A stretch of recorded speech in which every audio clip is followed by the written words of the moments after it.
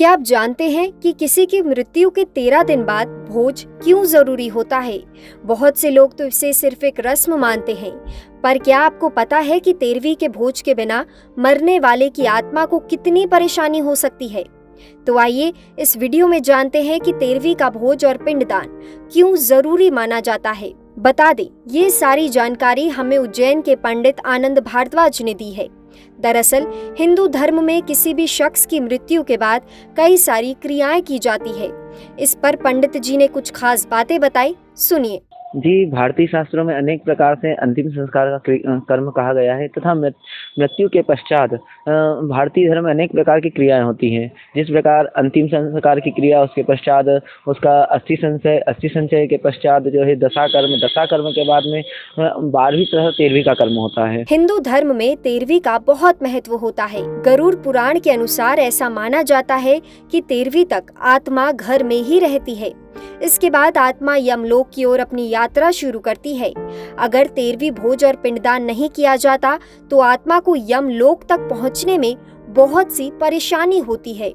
यमदूत आत्मा को जबरदस्ती ले जाते हैं और उसे कष्ट झेलने पड़ते हैं।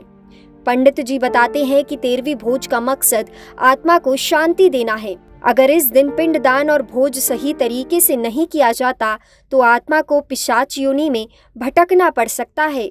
तो यहाँ पर शास्त्रों के अनुसार गरुड़ पुराण के मुख्य अनुसार बताया गया है, गरुड़ पुराण के गया है कि सपिंडन विधान, ये 13वीं के दिन जो कर्म होता है वो सपिंडन विधान होता है तथा ब्राह्मणों का भोजन होता है और पितरों को शांति के लिए पिंडदान किया जाता है। सब पिंडन में ही पिंडदान होता है। तो इस प्रकार जिसका यह कर्म नहीं होता है उसकी आत्मा भटकती रहती है। 13वीं के दिन ब्राह्मण भोज भी बहुत जरूरी माना जाता है।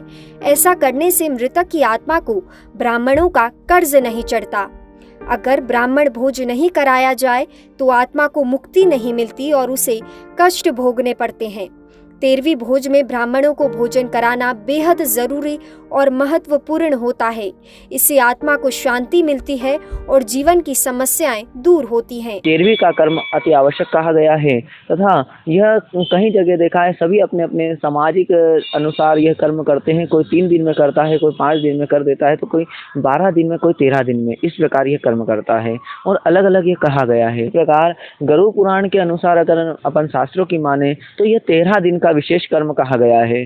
13 दिन के दिन जब हो जाते हैं, 13 दिन तक यहाँ पर कहा गया है कि प्रेत की जो आत्मा है, मृतक व्यक्ति की आत्मा है, वो धरती पर ही निवास करती तथा मृतक व्यक्ति के घर में ही निवास करती है तथा 13 दिन तक जो कर्म होता है उसे वह मृतक व्यक्ति अपनी आंखों से देखता है और जिसका यह सपिंडन कर्म और 13वीं कर्म शांति भोज ब्राह्मण भोज न होता है, उसकी आत्मा यही को प्रेत योनि की प्राप्ति होती तथा उस पर ब्राह्मणों का कर्ज होता है। इसलिए 13वें दिन ब्राह्मण का वो भोजन करवाना चाहिए जिससे मृतक व्यक्ति की आत्मा को शांति मिले।